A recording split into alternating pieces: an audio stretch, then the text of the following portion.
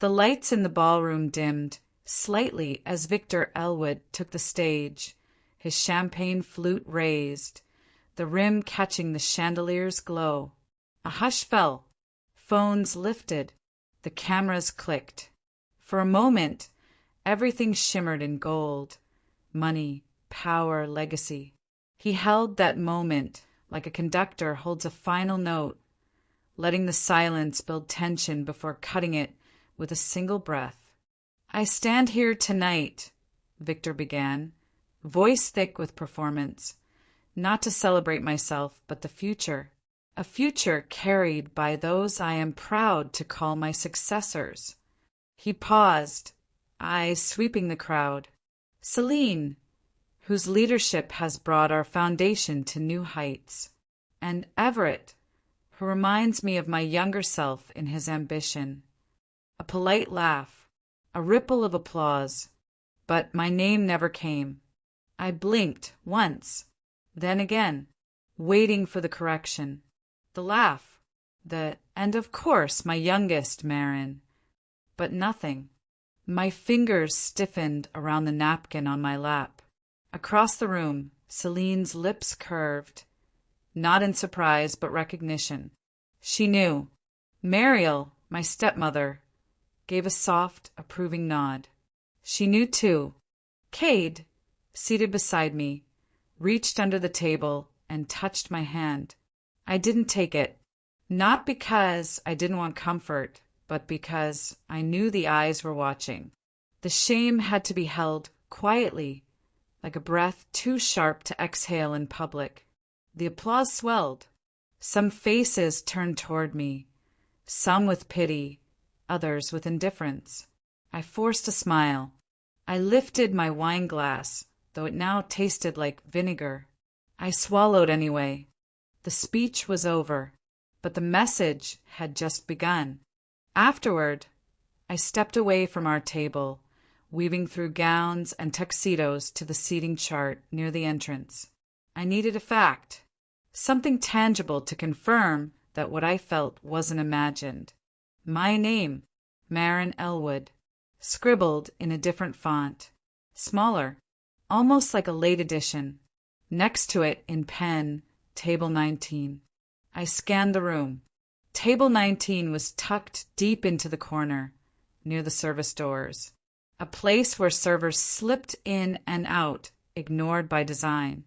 As I made my way there, a young woman in a black uniform intercepted me. "I'm sorry," she said softly. "They told us to move you here. It wasn't my call." I smiled so she wouldn't have to. "I know." Table 19 was already half filled with people I didn't recognize. A few older guests, quiet, nameless. Background extras in someone else's production.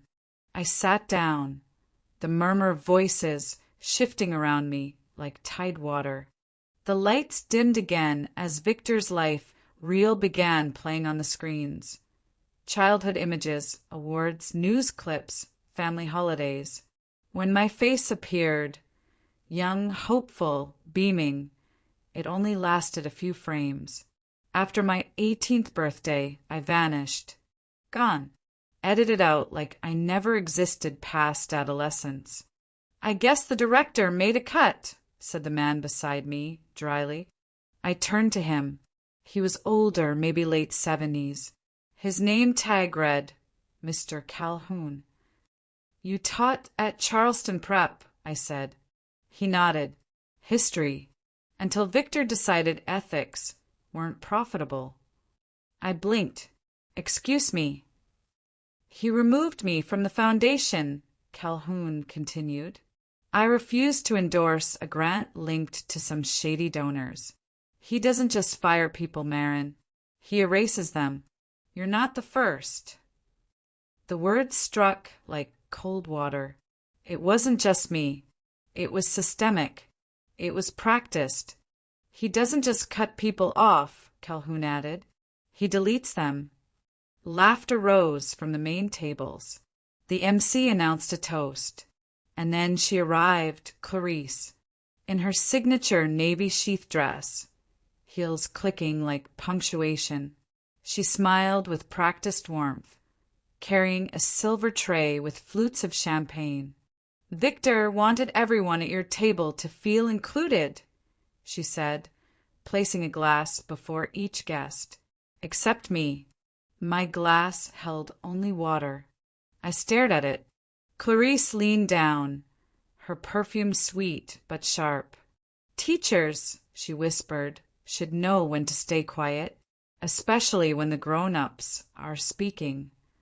She pulled back with another radiant smile, turned on her heel and walked away. My hands shook barely, but I didn't break. The slideshow ended. Applause echoed. The room lit up again. And then it happened. Cade, still seated across the room at a better table, caught my eye. Slowly, deliberately, he pulled out his phone. I didn't need to ask what he was doing.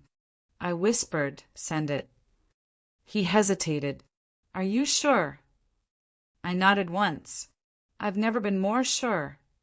The air had shifted, not colder, just sharper, like glass that hadn't shattered yet, but was about to. 45 minutes had passed since Victor's grand gesture of erasure. The servers had begun clearing the first round of desserts. The music drifted softer now, jazz standards replaced by orchestral background hum. But none of that mattered, because when Celine stepped onto the stage, microphone in hand, spotlight glowing behind her blonde bun like a halo, the whole room snapped into a hush. "Tonight," she began with a smile so precise it could have been drawn with a scalpel, "we celebrate not just the man whose vision built this legacy, but the path forward." Behind her, a branded screen lit up. The Elwood Education Initiative, A New Dawn. And then she began to read.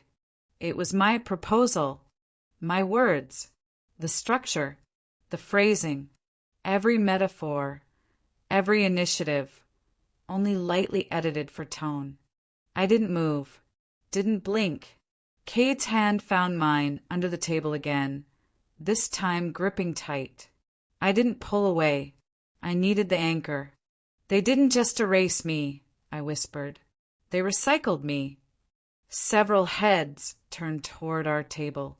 Whispers began rippling, names were recalled, submissions remembered. I caught a glance from an old colleague across the ballroom who raised an eyebrow, mouth tightening in recognition. He knew. In my mind, a memory flared. I had pitched this exact initiative to my father 2 years ago in his study. He'd stared down at the binder I'd prepared and said, "It lacks vision." Now he sat in the front row, clapping thunderously, like a proud emperor watching his daughter ascend, just not the daughter who wrote the speech. I turned to look at my mother. She didn't clap. She didn't frown either. She simply sat still like marble, like guilt carved in flesh. And then came the second blow. Mariel approached, poised as always, her dress without a single wrinkle. She leaned in at my shoulder, her voice as polished as her pearls. "Victor thinks it's best you leave now," she said, lips barely moving. "The press is watching. Let's not make this harder." Behind her, 2 security guards in black suits appeared. Not aggressive, just there. I didn't move. Cade started to rise. I stopped him with a single glance. It wasn't time for him to fight my battles. Not yet. I sat there, still as stone, letting the tension mount like a silent scream stretching across the ballroom. Guests didn't look directly at me, just the edges of their eyes, as if I might vanish if they didn't acknowledge me. And then a voice cut through. "Era, come," unflinching. She walked toward us from a side table, heels silent on the carpet, a folded document in hand. "To the gentleman from security," she said, addressing them like colleagues. "You're about to violate a legal injunction. Marin Elwood is a shareholder in the Foundation's education fund." Any removal from this event constitutes a breach of fiduciary process and public defamation. Flash, flash. The photographers turned. The guards froze. Even Victor, mid-conversation, tilted his head slightly, his expression unreadable. Era handed them the document. One of them read quickly. The other looked to Mariel, who had gone pale. "We're not asking for a seat," Era added, voice smooth as silk. "We're reading the bylaws." And just like that, the security disappeared. Mariel turned without a word, walking back toward the head table, her spine stiffer than before. Victor said nothing, but the tide had turned. Later, as the speeches quieted, a woman approached my table. Young, sharp, eyes like a journalist who smelled truth under perfume and silk. "Talia Monroe," she introduced. "I'm freelancing tonight for the Chronicle. You're Marin Elwood, right?" I nodded. "You once applied for the Elwood Teaching Fellowship, didn't you?" she asked. I blinked. "How did you know?" "I covered the application cycle. Your name was shortlisted. Then it vanished. Quietly. I asked, and someone told me Victor intervened. So it wasn't just tonight. It had never just been tonight. It had been all along." Talia softened her voice. "If you'd be willing to speak after the event, I think there's more here than anyone realizes." "Maybe erasure leaves fingerprints after all," I murmured. The last act of the evening began. The lights warmed again as Celine returned to the stage, now holding a small velvet box. "This," she said, lifting a ring, "is the Elwood ring, a symbol of our family's promise to lead in education, passed now to the guiding hand of our next generation." She slid the ring onto her own finger. I knew that ring. It had been shown to me on my 18th birthday, placed in my palm by Victor himself, who had said, "One day this will be yours if you rise to the occasion." Now it gleamed on her hand, perfectly fitted. Victor took the mic once more. "Educators serve. Leaders lead," he said, as though the phrase had never left his mind. I didn't react. Not outwardly. But inside, something locked into place. "Let's see how they serve when the light hits." Cade leaned closer. "They underestimated you." Again. "Good," I said quietly. "Let them, until they choke on the silence." From my purse, I withdrew a single document, crisp and folded. I handed it to Era. She unfolded it, read the first line, and then looked up at me. Her expression sharpened. "It's time," she said. The final hour of the banquet always carried a strange kind of electricity, like everyone was waiting for something they didn't yet know was coming. Tonight, that feeling hovered above us like a low storm ceiling. I could almost hear it hum. Era moved first. She slipped the folded document, the same one I'd handed her moments before, into the hand of the AV technician at the back of the room. The technician hesitated only a second before nodding, as if he already sensed he was about to witness the turning of a tide. Cade caught Era's eye. She gave a simple nod, and then every light in the ballroom went black. Gasps, a few startled laughs, a clatter of silverware hitting plates. Then a screen flickered on. A title card, Laminitech, executive leadership announcement. And when the image sharpened, the room sucked in a collective breath. Era, standing tall, poised, confident, a portrait of authority. Whispers scattered like sparks. People leaned into one another, asking questions that had no answers yet. And then the video cut to live feed. The camera zoomed in on Era as she stepped onto the stage in real time. No one applauded. They were too stunned. "I imagine," she began, voice steady as polished glass. This might be surprising. Celine's hand froze mid-adjustment of the ring on her finger. Victor didn't blink. Laminatech, Era continued, is the primary sponsor of the Elwood Foundation. For years, we've invested substantially in its programs, its outreach, and its leadership. And for the past 9 years, I have served as Laminatech's chief executive officer. Silence. Then, shouting from Celine, "What is this?" But her mic was already cut. The realization sank in across the room like a stone dropped into deep water. Slow, heavy, undeniable. Era wasn't just a lawyer. She was the person holding the purse strings to the entire Elwood empire. The spotlight didn't just turn. It spun. The screen behind her shifted again. 2 documents side by side. One was my original proposal. Formatting intact, date stamped, my digital signature on the last page. The other was the transcript of Celine's speech, line for line. Matching, highlighted in yellow. Even the metaphors. Even the phrase about planting seeds where hope is scarce. There was no room for doubt. No space for excuses. A recording played next. Celine forwarding my proposal to Victor 3 years ago. Her voice, better coming from me. The room erupted in a sea of voices, outrage, disbelief, recognition. Phones were raised. Press cameras snapped. Some guests, the ones who had been educators themselves, shook their heads in quiet pain. I stood at the edge of table 19, watching the unraveling with a calm I didn't expect. It wasn't triumph. It was truth breathing for the first time. On stage, Celine tried to lunge toward the mic, but the AV team kept her muted. Era didn't even look in her direction. She simply stepped aside as the next wave hit. Dr. Hale Winslow, always calm, always observant, walked up to the podium. He moved with the ease of someone who had waited a long time for this moment.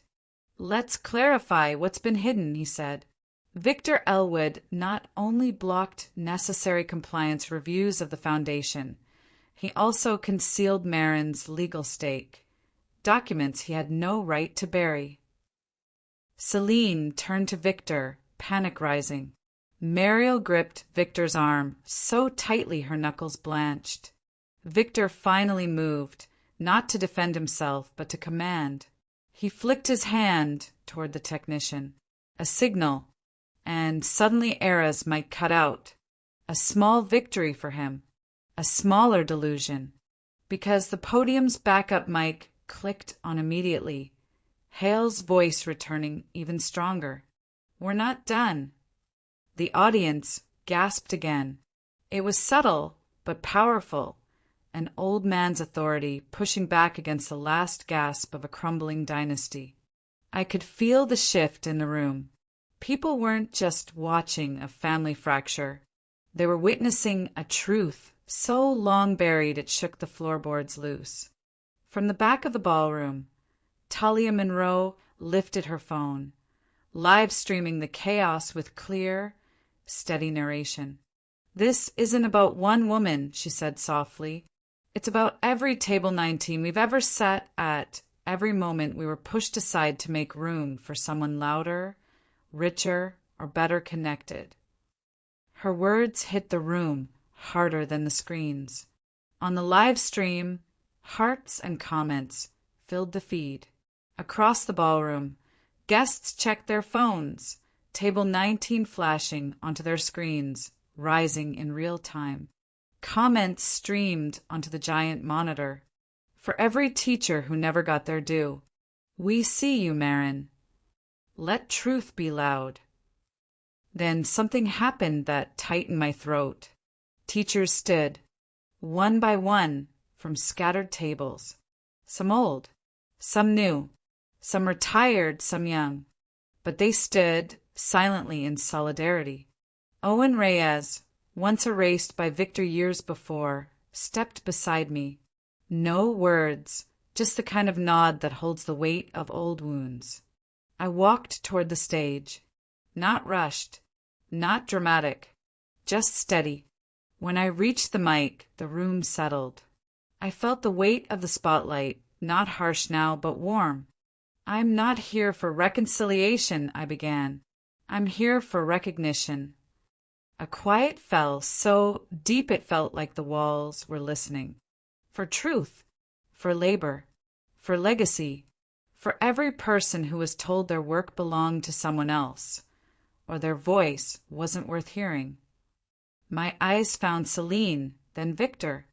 "I was never the disgrace," I said. "I was the threat." A murmur rippled through the audience.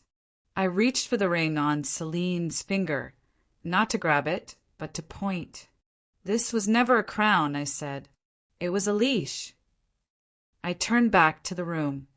"I don't need your table. I'll build one where we all sit equally." The response wasn't instant. It swelled, slow then thunderous. An ovation rising from educators, from bystanders, from people who finally saw what had been done in the shadows. When I stepped off stage, the applause followed like a tide. Outside, news vans lined the entrance.